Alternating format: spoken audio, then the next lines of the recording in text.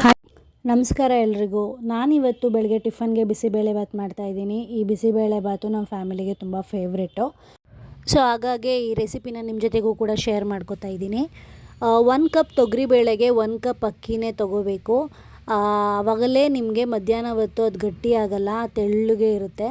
So ಚೆನ್ನಾಗಿ ಹಿಂಗೆ wash ಮಾಡಿಕೊಂಡು ಸೇಮ್ ಕಪ್ಪಷ್ಟು ನೀರು ಹಾಕ್ಕೋಬೇಕು, 6 ಕಪ್ಪು.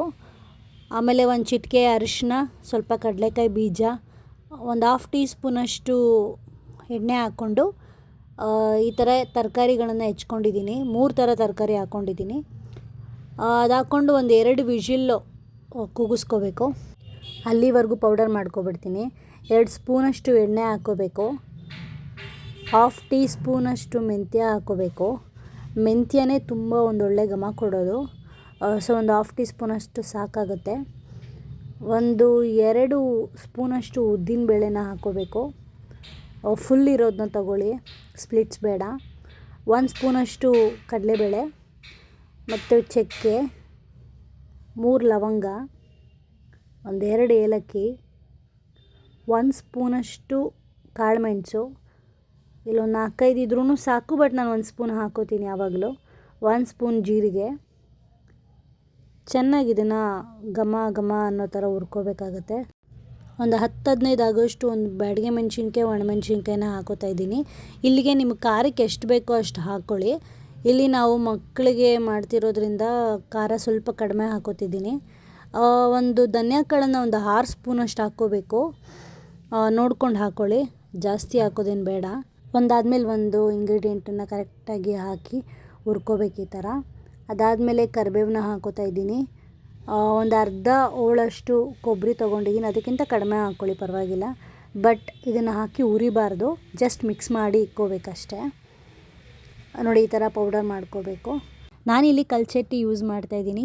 ಸೋಪ್ ಸ್ಟೋನ್ ಕುಕ್ವೇರ್ ಇದು. ಟಾಕ್ಸಿನ್ ಫ್ರೀ ಆಗಿರುತ್ತೆ.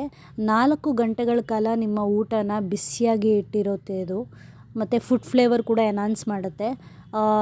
98% ಅಷ್ಟು ನ್ಯೂಟ್ರಿಯೆಂಟ್ಸ್ನ ರಿಟೈನ್ ಕೂಡ ಮಾಡುತ್ತೆ. ಒಳ್ಳೆ ಮಿನರಲ್ಸು, ಕ್ಯಾಲ್ಶಿಯಮ್, ಮೆಗ್ನೀಷಿಯಮ್ ಎಲ್ಲ ಇರುತ್ತೆ. ತುಂಬ ಸ್ಲೋ ಕುಕ್ಕಿಂಗ್ ಪ್ರೋಸೆಸ್ ಇದ್ದರೆ ಇದು ತುಂಬ ಒಳ್ಳೆಯದು. ತುಪ್ಪ, ಸಾಸಿವೆ, ಜೀರಿಗೆ, ಕರಿಬೇವನ್ನು ಹಾಕ್ಕೋತಾ ಇದ್ದೀನಿ. ಗೋಡಂಬಿನ ಮುಂಚೆ ಹಾಕ್ಕೋಬೇಕಾಗಿತ್ತು, ಮರ್ತುಬಿಟ್ಟೆ. ಸೊ ಈರುಳ್ಳಿ ಜೊತೆಗೆ ಹಾಕ್ಕೋತಾ ಇದ್ದೀನಿ. ಮತ್ತು 2 ಟೊಮೆಟೊ, 1 ಕ್ಯಾಪ್ಸಿಕಮ್ನ ಈ ಥರ ಹೆಚ್ಚಿ ಕೂಡ ಇಟ್ಕೊಂಡಿದ್ದೆ, ಅದನ್ನು ಹಾಕ್ಕೋತಾ ಇದ್ದೀನಿ. ಆಮೇಲೆ ಹುಣಸೆಹಣ್ಣನ್ನು ನೆನೆಸಿಟ್ಟಿದ್ದೆ, ಅದನ್ನು ಕೂಡ ಚೆನ್ನಾಗಿ ಕಿವುಚಿ ಅದರದ್ದು ನೀರನ್ನು ತೆಗೆದು ಹಾಕಬೇಕಾಗತ್ತೆ. ಆಮೇಲೆ ಸ್ವಲ್ಪ ಹಿಂಗಾಕಿ ಮತ್ತು ಬೆಲ್ಲ ಹಾಕಿ, ರುಚಿಗೆ ತಕ್ಕಷ್ಟು ಸಾಲ್ಟ್ ಹಾಕಿ ಚೆನ್ನಾಗಿ ಕುದಿಸ್ಬೇಕು. ಇದು ಎಷ್ಟು ಕುದಿಯುತ್ತೋ ಅಷ್ಟು ಚೆನ್ನಾಗಾಗತ್ತೆ. ನಾನಿಲ್ಲಿ ಕುದಿದ ಮೇಲೆ ಪೌಡರನ್ನು ಮಿಕ್ಸ್ ಮಾಡ್ಕೋತಾ ಇದ್ದೀನಿ. ಇದು ಹಾಕಿದ ಮೇಲೆ ತುಂಬ ಏನು ಮಳ್ಸೋ ಅವಶ್ಯಕತೆ ಇಲ್ಲ, ಮಳ್ಳಿಸ್ಬೇಡಿ, ಅದರದ್ದು ಟೇಸ್ಟ್ ಕಡಿಮೆ ಆಗಿಬಿಡುತ್ತೆ. ಸೊ ನೋಡಿ, ಆಫ್ ಮಾಡಿದ್ರು ಕೂಡ ಅದು ಇನ್ನೂ ಕುದೀತಾ ಇದೆ. ಅದಾದಮೇಲೆ ಒಂಚೂರು ಕೊಬ್ಬರಿನ ಉದುರಿಸ್ಕೋತಾ ಇದ್ದೀನಿ. ಇಲ್ಲಿ ಅನ್ನ ಕೂಡ ಚೆನ್ನಾಗಿ ಬೆಂದಿದೆ, ಅನ್ನ ಮತ್ತು ಬೇಳೆ. ಇವಾಗ ಗೊಜ್ಜನ್ನು ಹಾಕಿ ಸ್ವಲ್ಪ ಅದರದ್ದೇ ನೀರು ಹಾಕಿ ಮಳ್ಳಿಸ್ಕೋಬೋದು. ಜಾಸ್ತಿ ಮಳ್ಳಿಸ್ಬೇಡಿ, ಒಂಚೂರು ಕುದಿ ಬಂದರೆ ಸಾಕು. ಈ ಥರ ಜಸ್ಟ್ ಮಿಕ್ಸ್ ಮಾಡ್ಕೋಬೇಕಷ್ಟೆ.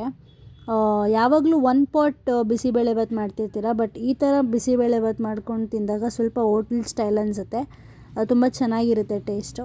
ಅದಾದಮೇಲೆ ಸ್ವಲ್ಪ ಟೇಸ್ಟ್ಗೆ ಕೊತ್ತಂಬರಿ ಸೊಪ್ಪನ್ನು ಹಾಕೋತಾ ಇದ್ದೀನಿ. ನೋಡಿ, ಇದೀಗ ಆಗಿದೆ ಬಿಸಿಬೇಳೆಭಾತು. ತುಂಬಾ ಟೇಸ್ಟಿಯಾಗಿ, ತುಂಬಾ ಯಮ್ಮಿಯಾಗಿ ಇರುತ್ತೆ. ನೀವು ಕೂಡ ಟ್ರೈ ಮಾಡಿ ಹೇಳಿ ಹೆಂಗಾಗಿತ್ತು ಅಂತ. Thanks for watching mini cook.